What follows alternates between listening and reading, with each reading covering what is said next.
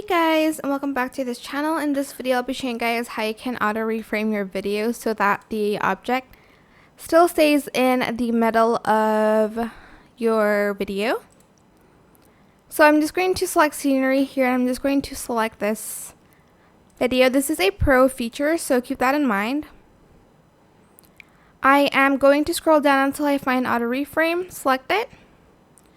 Going to select another frame ratio so that I can show you guys, maybe this one. And as you can see, the subject will be still in the center of the video. You can also select the image stabilization and the moving speed. I just select normal, select apply, and that's it. And that's how you can auto reframe your videos. Sorry, that's my chair. I hope this tutorial is helpful for you guys. Don't forget to like, comment, share, and also subscribe to this channel if you haven't done that already. If you have any more questions, just leave it in the comment section down below. I will try my best to answer them all for you guys.